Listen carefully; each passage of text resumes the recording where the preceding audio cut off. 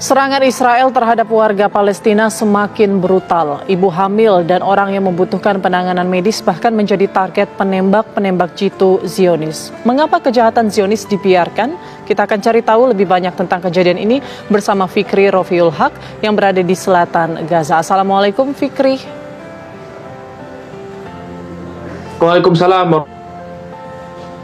Baik, Fikri, bagaimana cerita lengkap tentang penembak jitu yang menargetkan ibu-ibu hamil dan juga anak-anak?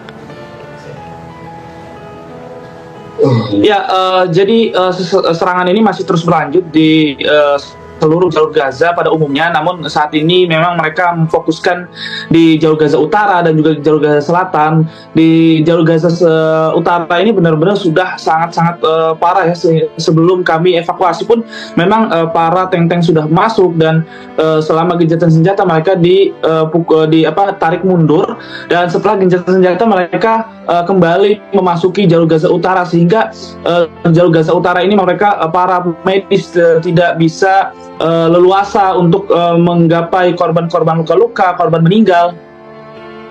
Dan memang di jalur utara ini memang sniper pun mereka masih terus menghantui para warga.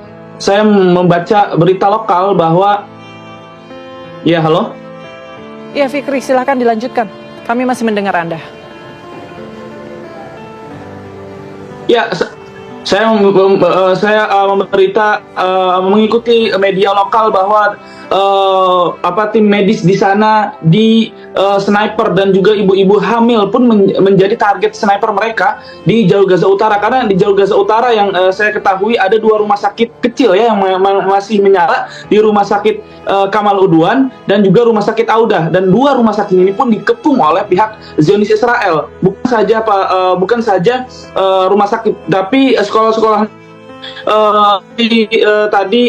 tayangan seperti tadi, warga yang mengungsi di sekolah-sekolah mereka ditangkapi, dibuat propaganda, disiksa, dan banyak sekali memang dari mereka yang sudah terbunuh dan dibiarkan saja di jalanan. Kalau misalnya ingin melihat di Twitter, di Telegram, banyak sekali video-video yang sangat-sangat keji dilakukan oleh pihak Zionis Israel. Dan juga yang paling mengerikan adalah 2 rumah sakit ini dikepung saat ini, dan ibu-ibu hamil tidak bisa melakukan persalinan karena mereka terluka, mereka terbunuh, mereka diserang oleh sniper-sniper yang ada di jalur Gaza Utara oleh pihak Zionis Israel. Dan juga tim medis pun kalau saya saya baca Ya, Fikri. Halo, Fikri. Sepertinya kami mengalami gangguan komunikasi, kita akan mencoba kembali menghubungi Fikri.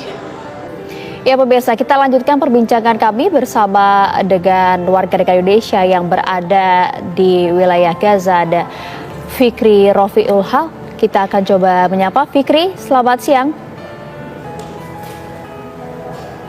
Ya, selamat pagi Mbak. Ya, Fikri, Anda bisa jelaskan kembali tidak sebenarnya kondisi di sana seperti apa? Terlebih lagi kamp pengungsi menjadi target sasaran, belum lagi sekolah PBB di sana juga dibom oleh Israel dengan berbagai keterbatasan yang ada.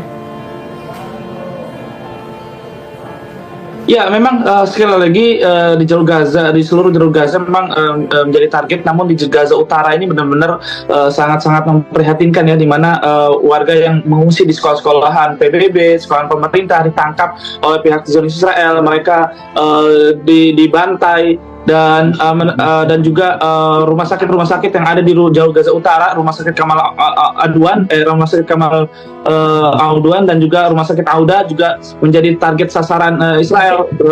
Saya mendapatkan bahwa 2 tim medis pun menjadi target sasaran sniper Israel, dan juga ibu hamil pun bisa melaksanakan persalinannya karena memang banyak terluka dan juga terbunuh oleh sniper yang ada di Gaza Utara. Mereka ini ingin juga membuat jalur Gaza bagian selatan itu seperti jalur Gaza Utara ya, di mana mereka ingin memasuki jalur Gaza Selatan ini melalui kota Khan Yunis, sehingga memang banyaknya terjadi serangan-serangan darat di kota Khan Yunis. Dan sampai saat ini juga saya tadi barusan saja mendengar bahwa terdengar dentuman-dentuman dari artileri berat ya, seperti tank-tank baja dan juga Kalau malam-malam ini saya sedang mendengar pertempuran darat laras panjang yang sangat masif, dan juga memang mereka ingin menjadikan jalur Gaza Selatan ini menjadi porak-poranda seperti jalur Gaza Utara. Namun pejuang-pejuang sini masih terus mempertahankan negara mereka dan memukul mundur pihak Zionis Israel. Semoga ini tidak terjadi dan semoga pihak Zionis Israel bisa dipukul mundur oleh pejuang-pejuang kembali ke asalnya. Ya, itu juga tentu harapan kita semua. Tapi Fikri, tadi Anda jelaskan nampaknya serangan tidak hanya masif melalui udara saja, tapi juga melalui darat. Sedangkan tadi Anda juga sampaikan ibu-ibu hamil yang kemudian menuju ke sejumlah rumah sakit juga menjadi sasaran atau target dari Israel. Anda bisa ceritakan secara detail pergerakan warga di sana seperti apa?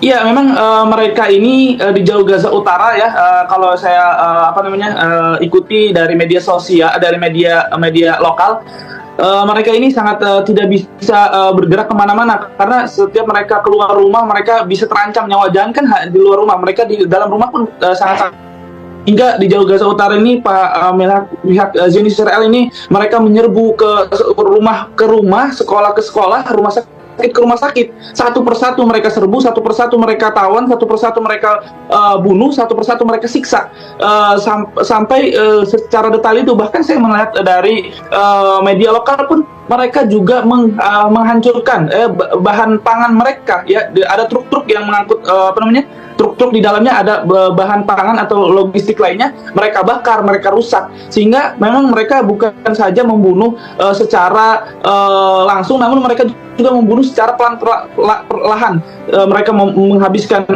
menghancurkan bahan pangan, dan juga perlu diingat mereka ini sangat masif sekali menghancurkan tangki-tangki, sehingga mereka ini kesulitan untuk mencari air bersih, bahan pangan, dan juga terlebih lagi obat-obatan yang ada di seluruh jalur Gaza bagian utara maupun selatan. Stok sangat menipis. Terlebih di jalur Gaza Selatan ini Rumah Sakit An-Nasir juga sudah kerepotan sekali ya untuk merawat korban-korban yang terus berdatangan. Oke, sebegitu keji kemudian serangan Israel terhadap warga di Gaza, tidak hanya udara tapi juga darat. Anda bisa update sedikit mengenai jumlah korban terakhir di wilayah Gaza? Ya, terakhir saya mendapatkan dari Kementerian Kesehatan Palestina bahwa sudah kurang lebih dari 18.000 korban meninggal, dan yang sangat tragis 70% mereka adalah anak-anak, dan korban luka-luka juga sudah mencapai 50.000 kurang lebih, dan lagi-lagi mereka adalah anak-anak dan perempuan. Saya bukan hanya mengatakan ini adalah anak-anak dan perempuan, bukan saya melihat dari media, tapi saya pun melihat sendiri di rumah sakit di Rumah Sakit Indonesia pun lihat sendiri bagaimana potongan-potongan mayat dari korban-korban dibungkus oleh karton, yang ini sangat-sangat tragis sekali. Iya, terima kasih laporan lengkap Anda, Fikri Rofiul Haq. Tentu kami doakan keselamatan dan juga keberkahan selalu mengiringi Anda dan juga para relawan serta warga Gaza di sana. Sampaikan salam kami untuk mereka. Terima kasih, Fikri.